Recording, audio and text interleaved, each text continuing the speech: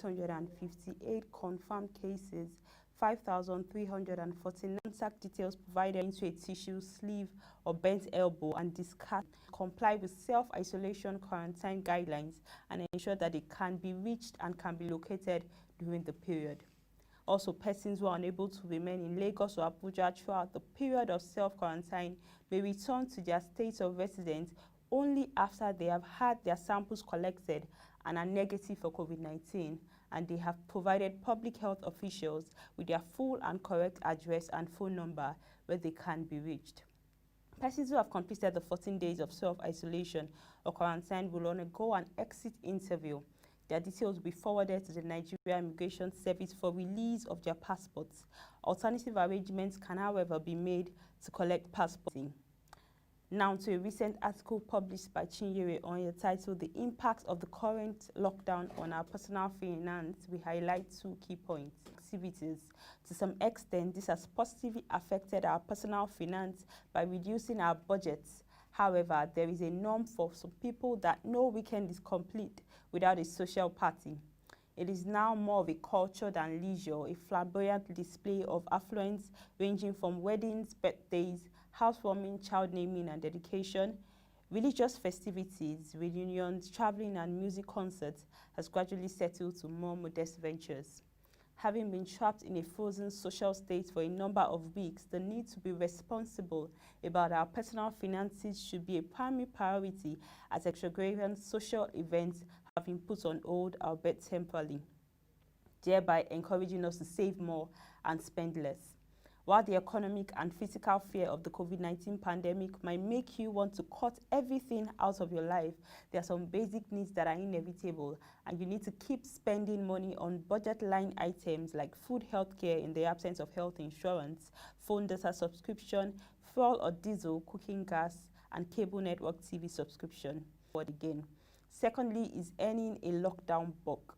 During the virus lockdown, some businesses are still open and working in some capacity by trying out new things in order to keep cash flowing.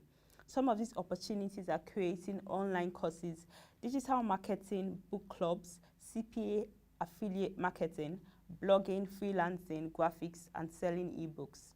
In some, it is necessary to capitalize on the lockdown to save money, reduce personal budgets, and eliminate the stress that comes with it. You can equally make use of tons of online opportunities depending on your skill. Earning a buck during the lockdown is a combination of ambition, determination, and sheer imaginativeness. As one author once remarked, throw your heart over the bar and your body will follow.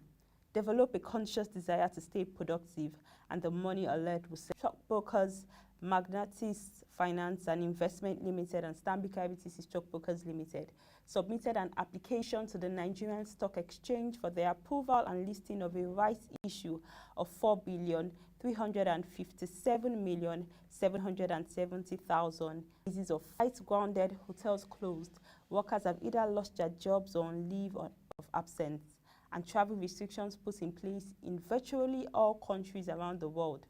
Just as projected by the International Air Transport Association, $872 billion, CA projects that the virus will cause a loss of about $113 billion. The pandemic has also caught out in March alone. It fell by -44%. Some of the impacts of the virus include 3.5 million fewer passengers, resulting in a revenue loss of $0.76 billion, and risking 1,003 revenue loss. To enforce physical distancing at its offices and warehouses to help reduce the workers keeping a safe distance in green circles, while workers who are closer will be highlighted in red circles. The system called distance. According to new research, people under the age of 20 are almost half as susceptible to COVID-19 as people aged 20 or above, as clinical symptoms of the pandemic disease appear in only about a fifth of infections in children and teens.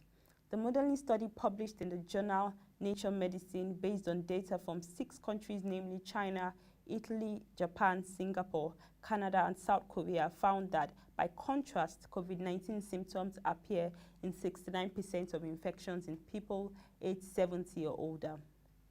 Indonesia will reopen schools located, Education Ministry has said. Sri Wayungishi, a ministry official, said that the reopening of schools will be carried out in phases depending on the level of education and the provision of the health protocols. Turkey has made the wearing of face masks mandatory in 5 more provinces following an uptick in COVID-19 cases. Health Minister Fahrettin Koca has said on Twitter that wearing of masks is now compulsory in 42 of Turkey's 81 provinces.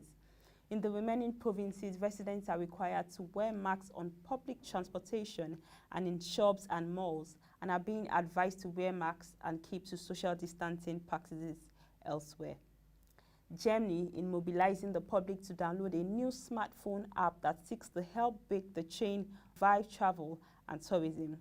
The new COVID-1 app, which became available for download for Apple and Android phones overnight, uses Bluetooth short-range radio to monitor close contacts between people and issue a warning should one of them test positive. In Singapore, scientists testing a COVID-19 vaccine from US firm Arcturus Therapeutics plan to start human trials in August after promising initial responses in mice. More than 100 vaccines are being developed globally, including several already in human trials from the likes of AstraZeneca and Pfizer, to try and control the disease that has infected more than 8 million people and killed over 430,000 people worldwide. The vaccine being evaluated by Singapore's Duke NUS Medical School works on the relatively untested messenger RNA technology, which instructs humans have seen significant progress in the fight against child labor. However, the current COVID-19 pandemic can potentially reverse the positive trends observed in several countries and further aggravate the problem in regions where child labor has been more resistant to policy and program measures. According to the International Labour Organization and United Nations Children's Fund, the last 2 decades have seen significant strides in the fight against child labor. But the COVID-19 pandemic poses very real risks of backtracking. Positive trends may falter and child labor may worsen, especially in places where it has remained resistant to change. These risks require urgent action to prevent and mitigate the tolls the pandemic takes on children and their families. The full impact and length of the crisis and how different people will fare remain uncertain, but some of the fallout is already obvious. The pandemic has increased economic insecurity, profoundly disrupted supply chains and altered manufacturing. Tightening credit is constraining financial markets in many countries. Public budgets are straining to keep up. When these and other factors result in losses in household income, expectations that children contribute financially can intensify.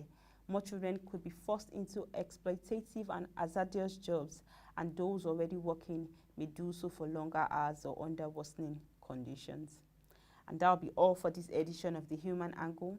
You can send your videos and pictures to news@ProShareNG.com or programs@ProShareNG.com, and let's